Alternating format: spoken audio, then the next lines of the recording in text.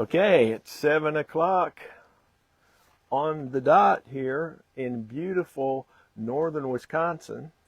And Amy and I are here tonight on this gorgeous Sunday after a great 4 days Yes. on the road with baby girl. And we have accomplished something we set out to do.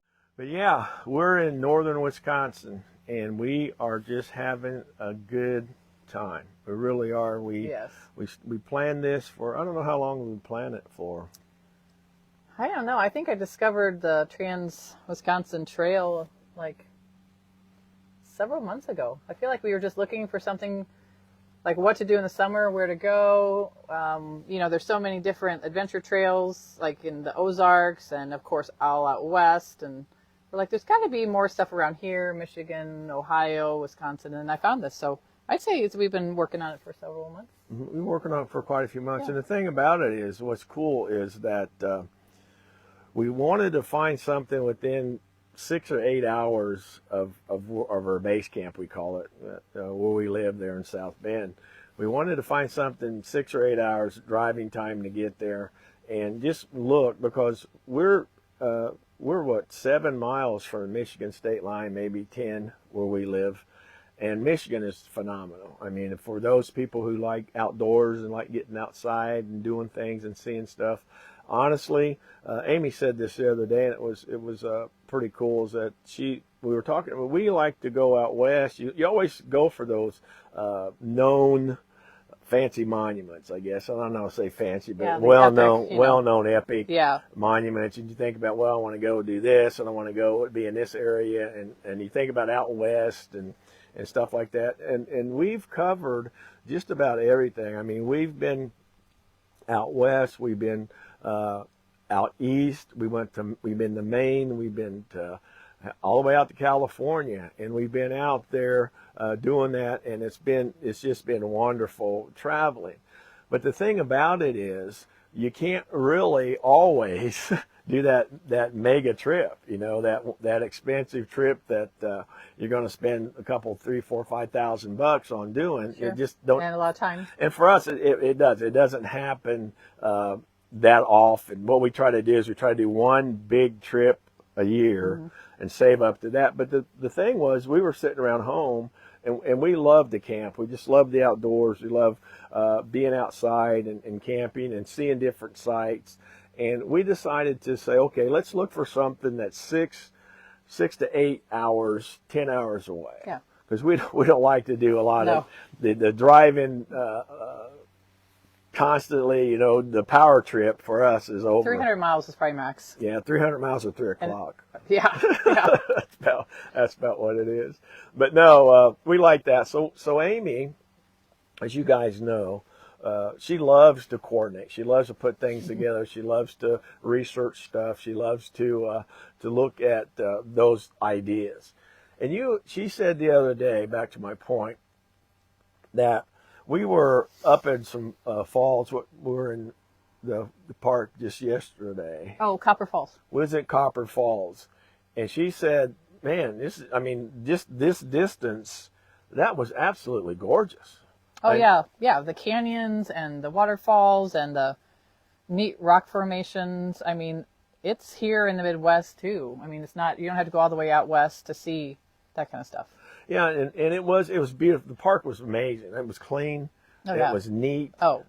As a matter of fact, I think when I get back, I'll probably be in the studio in the editing room for a week. Yeah. We did an amazing job of. We're going to bring that to you, that park visit, and you're going to like it. I think I was telling Amy it's some of her best work.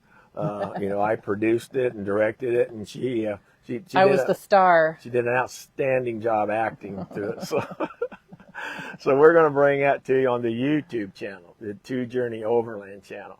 We'll bring that to you. But that's the whole intent. And for folks that I know there's people back home that like to camp and like to get out and do stuff. And you don't necessarily have to do the camp thing. You know, if you're not a camper, you're a glamper, you like the motel, hotel scene, lodges. If you like lodges or resorts, look at Wisconsin. There are so many opportunities here to go and see things. Oh yeah, yeah. You don't have to be in a tent or a camper, or yeah. There's lodging of all kinds. If you do your research, you'll come across some good things. The other thing up here too is we've always gone on the east side of Wisconsin, more east, centrally east, up through Eau Claire, Sure. and through that area, and up through Eau Claire up to International Falls to Canada. When we went, we've been going up that way for 20 some years probably. Right. And we never really took time to look at the other side. Last year, I think it was, I went out to Expo East, and I never been to the Dales. Right. And I made a point to stop in that area, and I spent probably 4 or 5 days there in the Dales, and that was fantastic too. I wanted to ride the duck boats. That was something that I always wanted to do, because I always saw, Wisconsin Dale, ride the duck boats, and I was like, what the hell is a duck boat? And I did, and that was fantastic, and saw a lot of good things on that side. But I can tell you that honestly, within probably an 8-hour radius of where you live, there's just some gorgeous, gorgeous scenery. I'm going to let Amy talk to you about the area that we visit, about the trip that we made. She, as you well know, she has that thing, that gift to the gift to remember. Oh. Yeah, what I'm losing, she remembers. But Probably remembers the first letter of things. The first letter, but then after that, it's a mystery. Seriously. Like, we're going to Madeline Island tomorrow, and I think you've called it everything from Meredith to Margaret. Mel, yeah. So yeah, I'm gonna let her take over and let her talk to you about the trip up here. And if you're considering coming up, because it's not necessarily just a 4x4 track or something like that to come up. You can do it in your vehicle, go up. Like I said, if you like hotel motel, you can do hotel motel. You can stay. So I'm gonna let Amy take over on this one. Yeah, so the whole point of this trip was to do the Trans-Wisconsin Adventure Trail, like you said, that we kind of I came across one day because I was just looking for something locally that we could do in about a 7-day-ish, time span, and do it fairly inexpensive and not spend most of our time driving to get to where it was, to then have to drive all the way back. And on trips like we've done before, where Tom does a lot of the driving time. I've met him out there, then have to go back home to work, and then he drives back. This is a driving trip. So that's a kind of cool thing. I mean, when you go on an adventure trail, yes, you are trying to get to points along the way, but it's the experience as you're going. So we would be going down the whole thing about going across Wisconsin. I mean, you go from farmlands to Amish country on into the forest, which then goes from hard roads to gravel roads to sandy roads, seeing wildlife, just all the aspects along the way. So that's one thing you keep in mind, is like the drive is the trip too. Like, it's not just, okay, we got to get here tonight. We have to get from point A to point B. Like, it's everything in between. And so that's what an adventure trail really is. I mean, no matter where you are. So yeah, the whole idea was, we knew we had about 7 days, and it's a 600-mile plus trip that you can go online, and I found there's lots of different overland people that are doing it. It was a trail designed really for like ATVs and adventure bikes, motorcycles, but they modified it so that people with four-wheel drives can do it. So we're on and off different. And that was one thing Tom had to decide. Like, you're on and off pavement, onto like gravel, onto sand. Tire pressure down so that the potholes and the rumble strips and the washouts are less effective. It gives a smoother ride. Yeah. When you're talking about that, and that could be for any vehicle, not necessarily a Jeep, but any off-road driving or anything like that. But the issue here was, just like you said, if we aired down, you go from so many different aspects. You go from a rumble strip, gravel, dirt road that is used by logging trucks or loggers, right back to a highway, a paved highway, and back and forth. And you guys, for example, is when you get out there, if you keep an eye on your tire pressure, that it will the heat and stuff regulates that pressure too, up and down. So if you air down and you're on an asphalt and it's hot asphalt, then that's going to really wear and tear on your tire in general.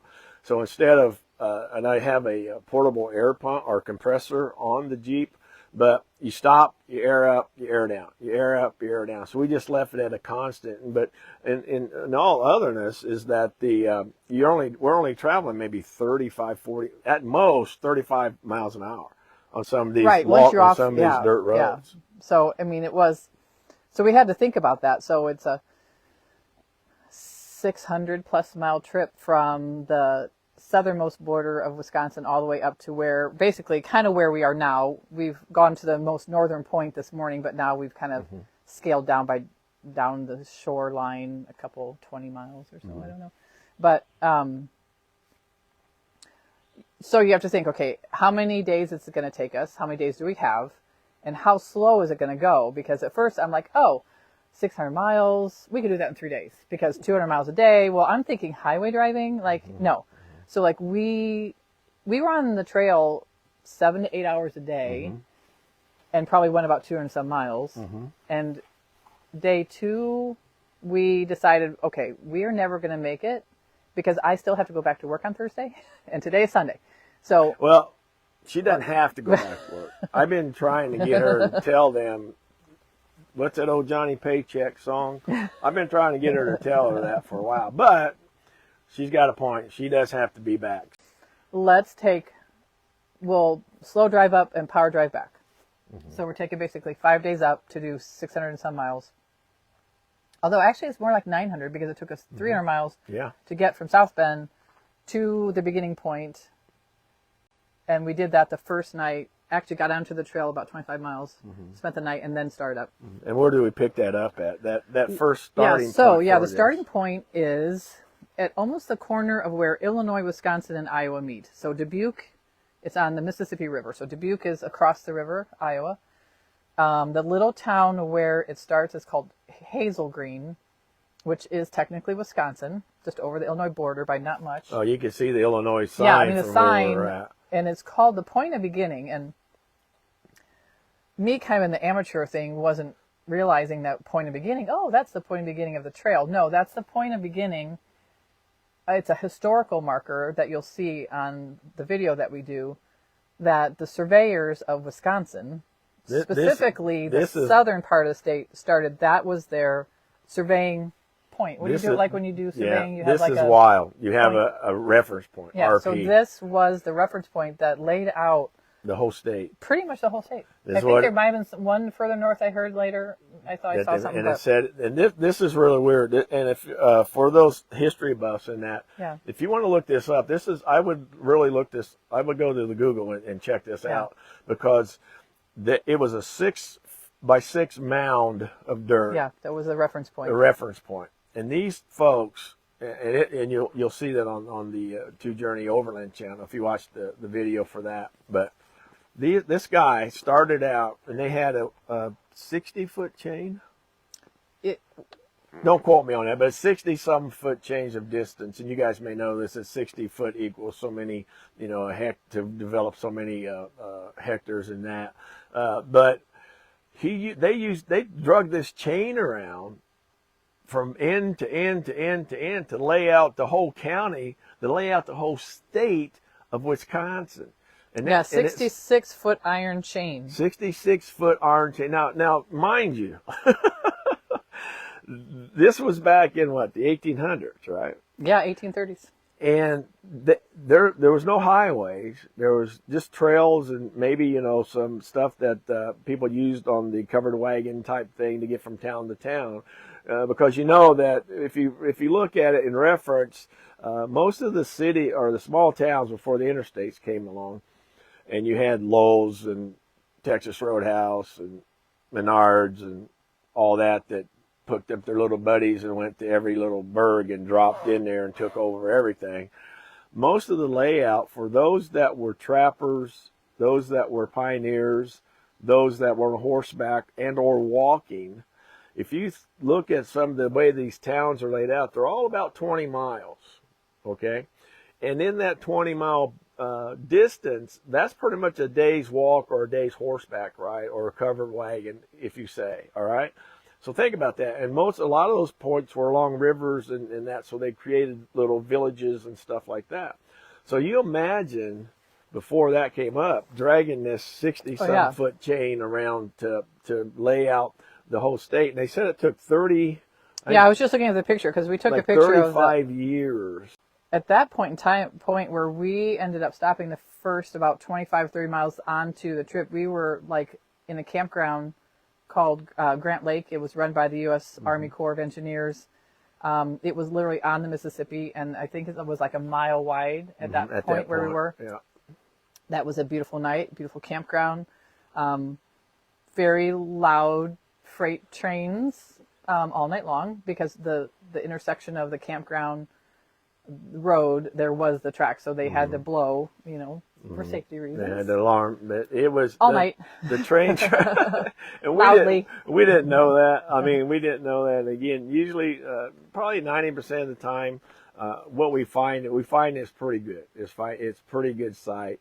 It was a beautiful sight. Yeah, we wanted to make reservations so that the other thing about traveling like that is when we're out, it's kind of like, if you're just going to a city, but you want a hotel reservation so that after the day's drive, you've got a place to set up and stay. And that's the same thing with us. We want to, especially that first night, going out and then coming back, we want to make sure that, okay, we have a stopping point for sure that we do, because the last thing you want to do when you're doing this type of travel is you want to be driving around at night, late at night, trying to find a camping spot. It is a peace of mind just to have, the first night. And the rest we just kind of winged it. We winged it, and we winged it pretty good. I mean, we did well. Up here, there's a lot of dispersed camping too. Yeah, because there's a national forest. Any national forest that you can stay at, you can stay in. You can boondock is what it's called, or dispersed camping. Yeah. You find a place, you pull over, you can camp. Yeah, there's very little rules.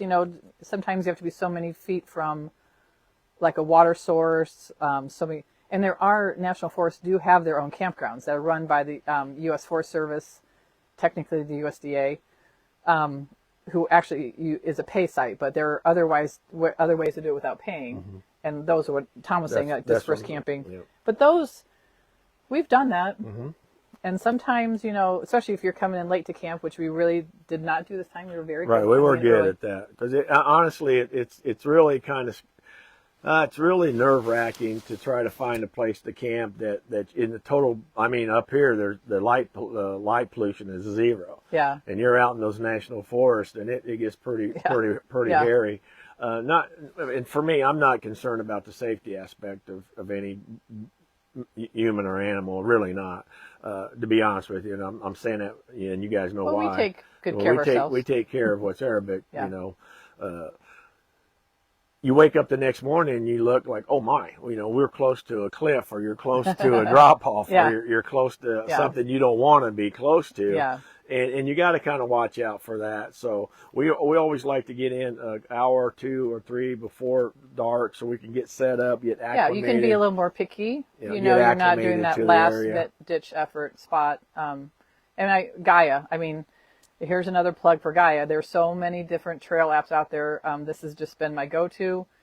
I mean, I can like zoom in. I can find where forest roads maybe end at a lake, and you don't know what it's going to look like till you get there because there's no pictures, but you kind of know, okay, it's in the forest, so it's a legal spot to go to.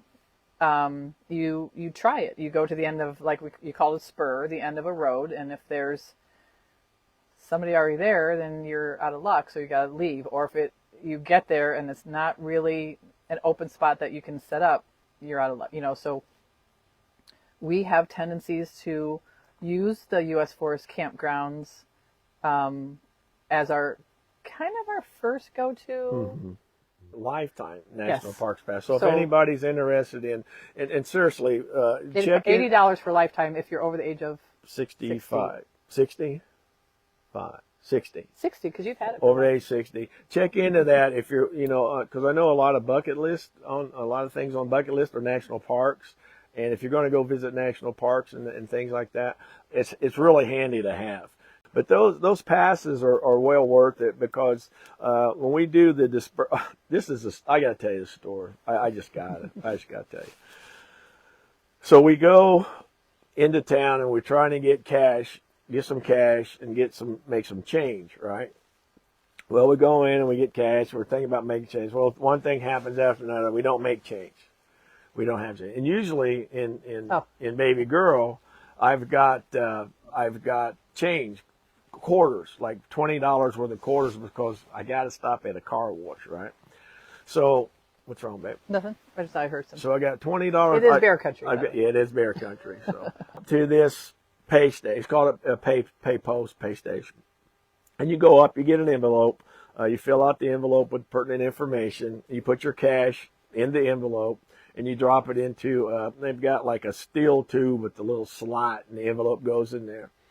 So we go up there and we look, and it's like, wow, wait a minute, we don't have $7.50.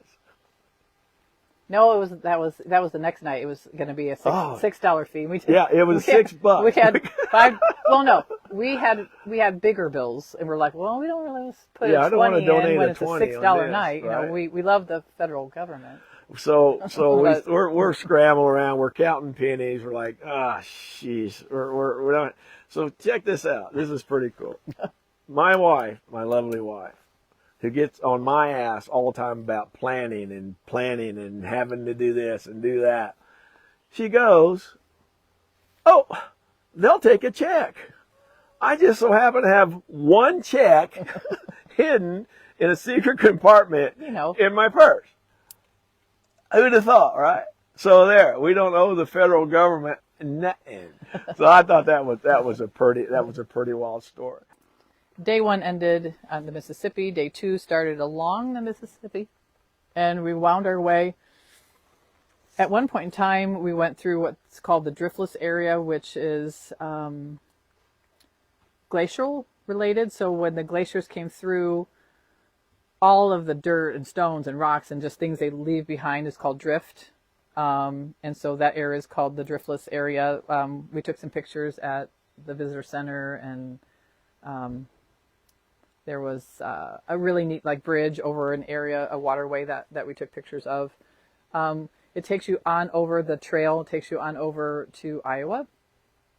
Then we went through Effigy Mounds National Monument, which is Indian mounds that were created in the effigy of animals. So when you're there, it's hard to get that idea. There's so we're hoping to when you put the video together, to maybe do some satellite imagery or something, or just to show the shapes of the mounds, burial mounds that are shapes of animals. I'm going to resort to my notes. So you keep going. I can just make stuff up because I can't remember where we're at anyway. So as she resorts to her notes, when we did that, we went through, and it's pretty much a drive-through trip. We did do a lot of hiking and that because, again, we were on kind of a tight schedule to get where we wanted to be. But we went through that area, and I've never been along the Mississippi on the west side of Illinois, Wisconsin, and that area. Always, you always go across I-80, of course. You go into Davenport and go that way. I've gone that way 57,000 times. But being along the Mississippi and going up and learning about the area, learning about the historical things about the area. And again, I'm dead stone into the history thing, especially U.S. history. Oh yeah, we spent a lot of time looking up as we go through to figure out what does that mean, what is that, everything from the roads and why they were called the way they are. So that's just neat. That's, like I said, it's part of the drive is to understand where you're at. And I can tell you one weird one is that all the mailboxes up here kind of look the same. And we were like, we think we figured out what. We were no, seriously. Okay. The weird things you look at. I'm going to take it. I'm taking it. I deserved it. I earned it. I'm old. All right. I am old. He's looking at mailboxes. I'm looking at these mailboxes going, no, wait a minute. This is the 33rd mailbox in a row that's the same. Why is that? So we looked it up. I figured this because of all the snow they have up here, these mailboxes were out like so, but it was a post with, it looked like a brace, and so I'm thinking that when the snowplow goes through and hits the mailbox, it swivels. So that, you know, like our mailboxes back home, they're 175,000 different ways that people have them. But when the snowplow comes through, it hits it with that big giant drift of snow, it knocks it over or it knocks it off. These just turn. Brilliant. Absolutely brilliant. Do you have anything in this group, in this circle, that you want to know if you're planning a trip to Wisconsin, well, anywhere, honestly, because she is on the ball with that. And it's somewhere that we've been or somewhere that you're interested in and we could help with or Amy could help with, give us a message. Just send us a message and we'll gladly pass on anything and everything we can to you guys for that. Before we close and before we go, we got steaks tonight because it's Father's Day. Steaks and mushrooms, and I've had baked potatoes on the charcoal for about 45 minutes now, so they should be done. I got them set off to the ends, but we should be good. But before we go and enjoy our dinner and sit back and have another bourbon or two and nestle into the rooftop tent here, we reached our goal of 500 subscribers on the YouTube channel, and that's real important to me. I appreciate all of you guys that tune in. I appreciate what you do, and I appreciate you being there. The other thing I would like to let you know too, if you ever want to see what we talk about, mostly 90% of what we talk about in the trips we do, we put on the YouTube channel too, on the 2 Journey Overland. Right. So feel free to go to the 2 Journey Overland and check that out also. I think I would just finish it. Are we back? Good night. Good night, guys. Thank you so much for tuning in, and we will see you next weekend, Sunday, 7 o'clock, 2 Journey Live. Love you. Bye. Have a good week.